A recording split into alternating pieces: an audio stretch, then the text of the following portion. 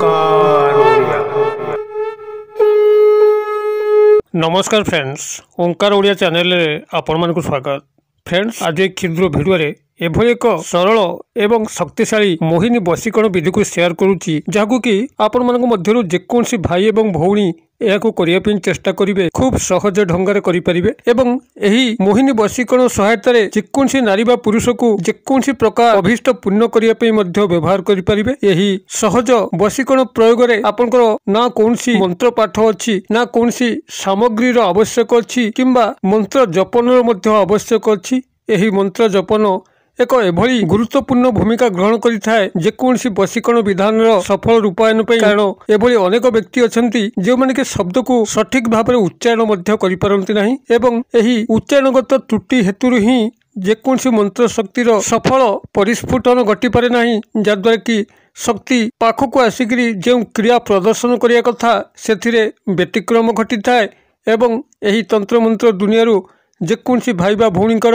आस्था हरई बसता जेहेतु एही क्रिया समाज सफल होई न थांती। अतएव एही जटिल प्रक्रिया जोंठी कि मंत्र जपन जो गुरुत्वपूर्ण भूमिका एथिरे आदौ नाही, केवल मंत्रटी को एही विधि मते लेखिकरी केवल जाली दबार अछि। बास यार परवर्ती फलाफल देखिले आपण निजे मध्य आश्चर्य होबे। कोनसी मंत्र जपन पूजा पाठ सामग्री जरूरत ए सबुर ऊर्ध्वरे एही शक्तिशाली स्वयं सिद्ध मंत्र जहाँकि माता कामाक्षांकर एक अपूर्व वरदान जेकोसी व्यक्ति नारी बा पुरुष को जेकोसी उद्देश्य प्राप्त करने एक अमोघ ब्रह्मास्त्र भाव कार्य करिथाए। तेबे एही शक्तिशाली मोहिनी वशीकरण समस्त स्वरूप उपस्थापन करने पूर्व क्षुद्र निवेदन, जदि आप आज प्रथम बार करके चैनल पाद देइचंती एवं एही बड़ी कंटेंट आपनको रुचि रहउची, तेबे चैनल कड़े थिबा लाल कलर सब्सक्राइब बटन क्लिक करी बेल आइकन क्लिक करी एवं ऑल नोटिफिकेशन पर क्लिक करी चैनल टी को सब्सक्राइब कर नियंतु, जेबोली कि आमे जेतोल मध्य आपण मानक सेवारे एही भली तंत्र मंत्र वीडियो अपलोड करिवु तार सर्वप्रथम नोटिफिकेशन आपण पाखरे पहुंचीबो एवं से सब को आपण माने सर्वदूर देखिकरी किछि ज्ञान आहरण करि परिबे। तबे फ्रेंड्स, एबे सुन नजर पकेबा एक शक्तिशाली मोहिनी वशीकरण विधि जहा माध्यम रे कि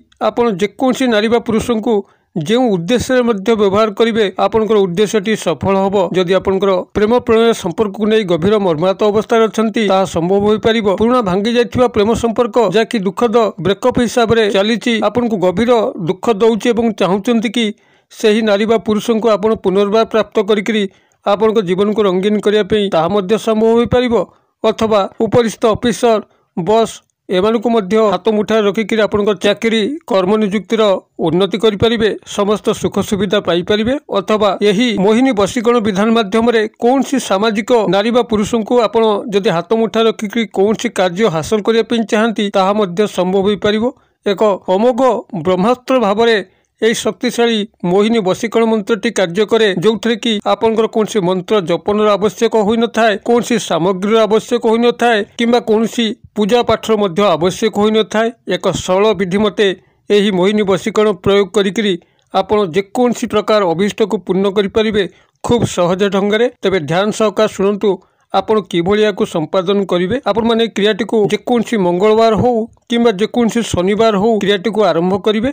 केवल सामान्य विधि मते गोटे मिनिट रही क्रिया आपण नियमित जो समय यहाँ कले मंगलवार दिन ठार आरंभ करंतु किंबा शनिवार दिन ठार आरंभ करंतु रात्र समय ही आपण माने प्रयोग करिवे एवं शुद्ध पुत होइकरी प्रयोग करिवे। प्रयोग समय आपण लाल आसन पकिकरी बसिबे। आपनकर मुखटी पश्चिम दिग को रहितिबा आवश्यक एवं गोटे क्षुद्र कागज खंड को आनिबे। से कागज खंड उपरे ए जो मंत्र कहूची से मंत्रटी को लाल कलम रे लिखिबे। लाल कलम कहले जो कलम आपनकर लाल स्याही रे चलथिबो ताही आपनकर रेड मार्कर पेन हो किंबा रेड पेन हो, सेही पेन रे आपण एई मंत्रटी को लिखिबे। मंत्रटी को निर्भुल भाव रे लिखिबे। जदि संभव हुए एई मंत्रर मूल स्वरूप स्क्रीनशॉट वीडियो माध्यम रे देखाई देबी, जद्वारा कि आपण सठिक भाव रे मंत्रटी को ही केवल लिखि दबार अछि। जेहेतु यह जप रहित कोनसी जपन करिवार आवश्यक नाही, तेबे निर्भुल भाव रे लिखि दबार अछि। जेकोसी व्यक्ति तो निर्भुल लिखि परिबो, जेहेतु यह लिखिबा समस्तक पक्षरे सहज।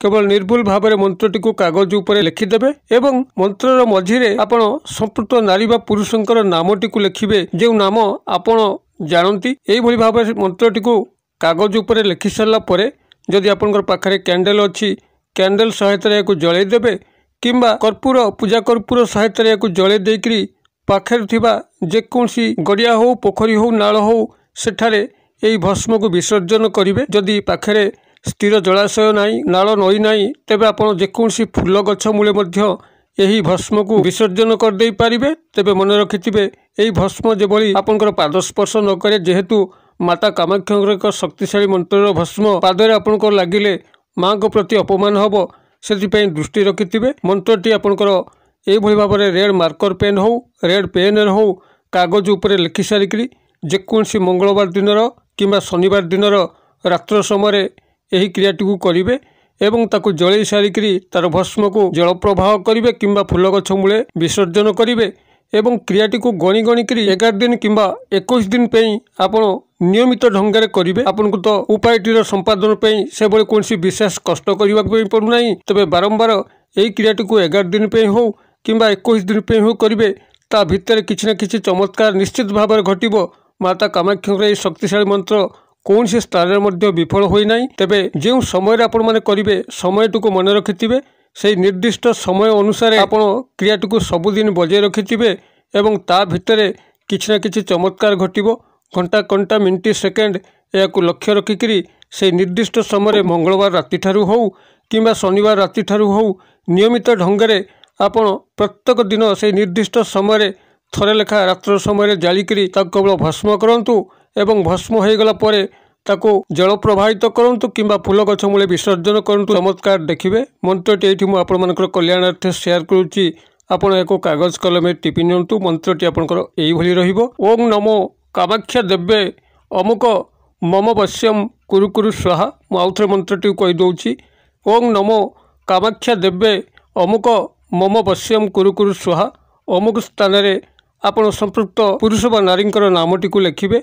मंत्रटी को आपण माने एही भली लिखि साला परे जे भली विधि निर्देश कली ताको पालन करंतु। आपण जहाँ को मध्य चाहुचंती जेकोसी नारी बा पुरुष ताको प्राप्त करिकरी जीवनर समस्त अभिष्ट को पूर्ण करंतु। वीडियो भल लागुतले लाइक करिया पे भूलंतु नाही, सांगसाथी महल शेयर करिया पे मध्य भूलंतु नाही। वीडियो क्षुद्र परिसर मध्यरु मते एटा जी विदाय दियंतु। पुणी आपण मन सह देखा बाउ एही भली एक शिक्षणीय वीडियो रे। से पर्यंत दर्शक बंधु आपण मन समस्त मंगलमय कृपार भले थांतु रहुची। सर्वे भवन्तु सुखिनो सर्वे सन्तु निरामया सर्वे भद्राणि पश्यन्तु मा कश्चित् दुर्भग भवेत्।